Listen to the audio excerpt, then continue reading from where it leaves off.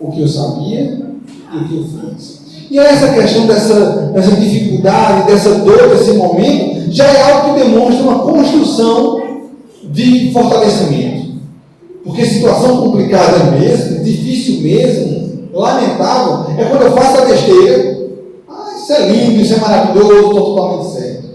Quando eu faço a besteira, mas pelo menos já, na minha consciência, já vem a cobrança, já vem essa questão de não está legal, pisei na bola, já é um indício de que eu sei o que eu preciso fazer, sei que está errado, e aí cabe a gente o quê? Trabalhar realmente por melhorar. Já é um começo dessa construção de fortalecimento. E esse é o convite que o Espiritismo faz para nós, quando a gente conhece, tem contato com diversos assuntos, caridade, paciência, perdão, chamar a gente na reflexão, como eu estou fazendo? Eu tenho vivido adequado com as lições ou não? O que falta para que eu possa mudar? E dentro desse contexto, vai ter essas dúvidas, vai ter os momentos, ainda não está legal, ainda não está bom. Mas é exatamente nessa turbulência que nós vamos construindo a melhoria. Um esforço para levar um funcionamento moral melhor. E aí vem a construção dessa fortaleza. E aí no livro Caminho, Verdade e Vida, na lição 89, o fracasso de Pedro. O versículo escolhido por Emmanuel está em Mateus capítulo 26, versículo 58. E Pedro o seguiu de longe até o pátio do sumo sacerdote, e entrando, assentou-se dos criados para ver o filho. Aí Emmanuel começa a nos explicar sobre esse versículo. O fracasso, com qualquer êxito, tem suas causas positivas. E aí a gente vai lá no Evangelho segundo o Espiritismo, no seu capítulo 5, quando fala sobre o sofrimento. Nós precisamos tirar a lição das nossas aflições. O sofrimento tem uma finalidade pedagógica. Deus permite que a gente seja atingido pelo sofrimento, para que a gente possa aprender. O sofrimento tem uma causa, em algo que a gente fez, na maioria dos casos, tem outras situações excepcionais que são escolhas nossas, ou devido ao cumprimento de uma missão em um contexto de dificuldade, mas tem um porquê a aflição. E aí, por que eu estou passando por isso? Por que eu estou desse jeito agora? Por que eu estou com essa dificuldade? Porque a gente vai entender, opa, foi isso que eu pisei na bola, eu me equivoquei nisso aqui e preciso corrigir isso. Tem situações que a causa da pessoa está numa reencarnação anterior? Tem. Precisa fazer terapia de vida passada? Nem sempre. Só em casos excepcionais. Porque a gente já consegue refletir um pouco devido à consequência, o que a gente fez e a gente precisa melhorar. Já consegue. Vou pensar aqui, tem uma ligação porque eu tenho essa tendência, tenho essa vontade, tenho essa tentação, então deixa eu corrigir. Igual também as situações de fracasso. Não deu certo aquele empreendimento, fracassei. Tira a lição. Para a gente melhorar, sair das fraquezas, do fortalecimento, nós precisamos avaliar nossas atitudes. Por que a gente avalia nossa situação profissional? Por que a gente avalia nossa situação financeira? Mas não avaliamos a nossa vida espiritual. A maioria aqui, talvez até a totalidade aqui, faz uma avaliação constante da vida profissional, da vida financeira e de outros itens. Mas nós fazemos uma avaliação das nossas questões espirituais. A gente lista, olha, sou impaciente, sou prepotente, sou... Lista e acompanha se está vencendo isso.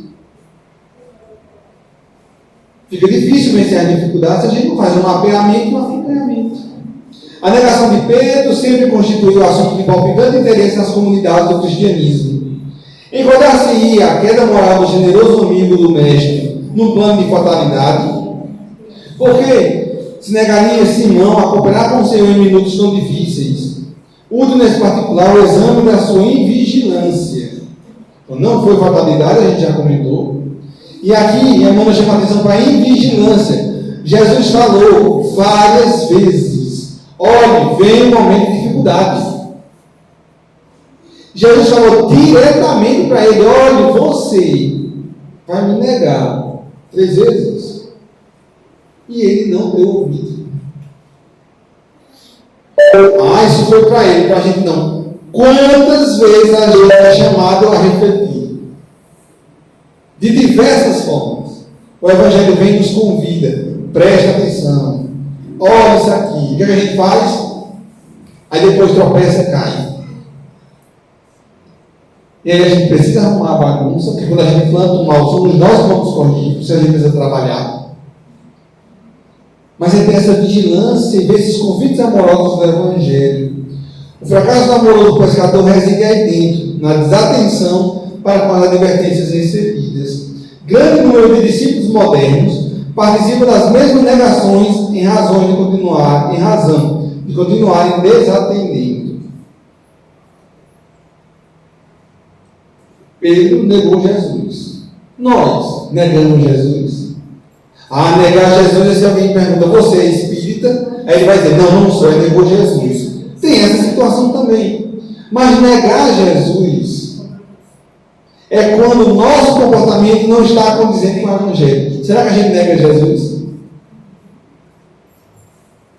Por isso que a irmã vai dizer, grande número de discípulos modernos, nós, participamos das mesmas negações. Será que a gente de Pedro tem nada a ver com a nossa vida? Tem tudo a ver com as nossas vidas. Informa o Evangelho que naquela hora de trabalhos supremos, Pedro seguiu o mestre de longe, ficou no pátio do sumo sacerdote e assentou-se entre os criados deste para ver o fim. Então Pedro estava de longe, ficou lá no pátio do sumo sacerdote, ficou entre os criados para ver o fim. O que é que tem a ver com a gente? Tudo. Quantos de nós estamos longe de pôr a mão na massa e melhorar? A gente acompanha de longe. Evangelho lindo, prática espírita linda, mas eu aqui e o trabalho é longe. Qual é a diferença de Pedro? A comparação que a Emmanuel faz aqui do pátio do sumo sacerdote em relação ao mundo. Pedro estava lá no pátio do sumo sacerdote, longe da vivência evangélica. Quantos de nós estamos só mergulhando nas coisas do mundo, longe à distância da vivência do Evangelho? E Emmanuel coloca a questão de Pedro entre os criados, acompanhando aquilo tudo. E aí a gente faz a comparação e traz o que? Muitos discípulos, entre aqueles que só querem a questão das coisas do mundo, longe da prática do Evangelho. Observemos as semelhanças.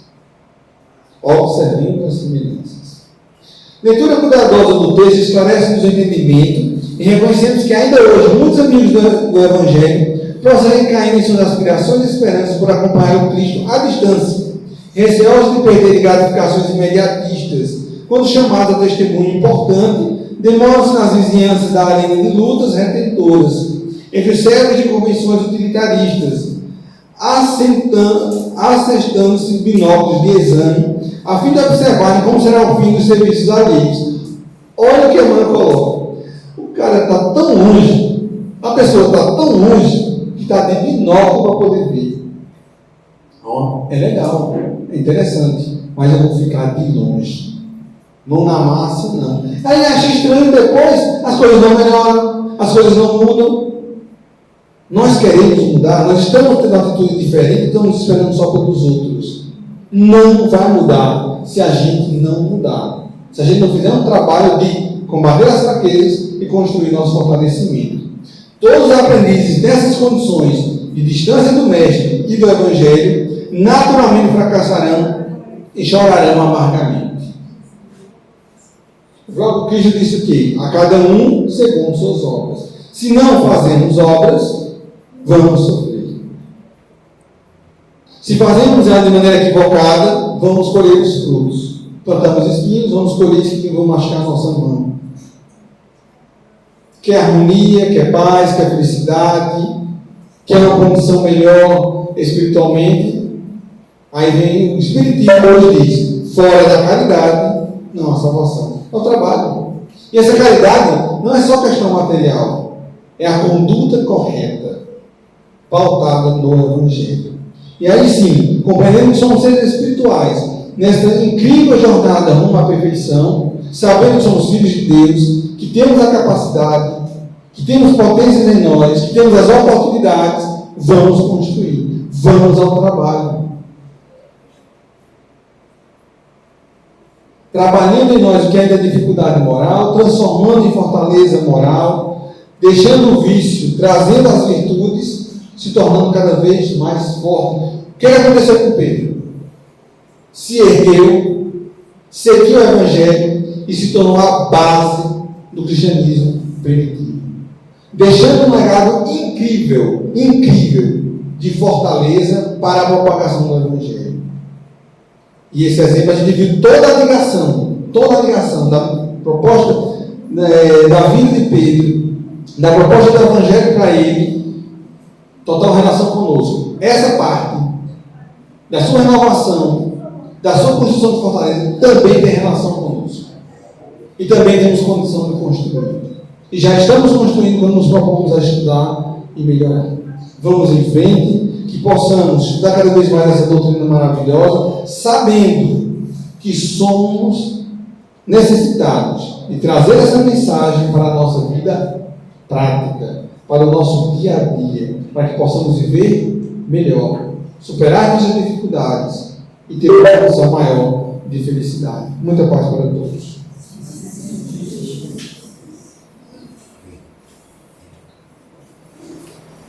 Nós agradecemos hoje ao nosso irmão João Paulo, que trouxe essa palestra que tanto nos orienta, mostrando o exemplo de Pedro e trazendo para nós hoje como a gente precisa realmente fazer essa reforma em nós mesmos. Bom, antes da gente finalizar, eu vou dar alguns recados. Os atendimentos do Hospital Espiritual vêm acontecendo todas as quintas, a partir das 19 horas, e nos domingos, a cada 15 dias. Então, nesse domingo agora a gente não vai ter, teremos no próximo. Na quarta-feira, a partir das 20 horas, aqui na nossa casa, nós fazemos o estudo do Livro dos Espíritos, e é aberto a todos que se sintam interessados em conhecer e estudar a doutrina. A partir das 20 horas também, todas as quintas-feiras, nós temos as palestras, tanto com palestrantes da casa quanto com convidados, como é o caso do João Paulo hoje. E a nossa casa também realiza a campanha do quilo para prestar assistência a algumas famílias que estão, no momento, precisando dessa ajuda. A campanha do quilo, nós escolhemos um sábado por mês e divulgamos previamente nas nossas redes sociais. Então, sintam-se também convidados a participar. Antes de finalizar, nós também vamos ter a Câmara de Passe. Aqueles que estiverem em consulta com o médico espiritual não necessitam passar novamente pelo passe, certo? E por hoje vamos encerrar realizando uma prece. Eu peço que todos fechem seus olhos, se concentrem e vamos fazer a prece que Jesus nos ensinou. Pai nosso que estás no céu, santificado seja o vosso nome. Venha a nós o vosso reino. Seja feita a vossa vontade, assim na terra como no céu. O pão nosso de cada dia nos dai hoje. Perdoai as nossas ofensas, assim como nós perdoamos a quem nos tem ofendido. E não nos deixeis cair em tentação, mas livrai-nos de todos os males, que assim seja. Boa noite a todos, vamos com Deus e Maria Santíssima.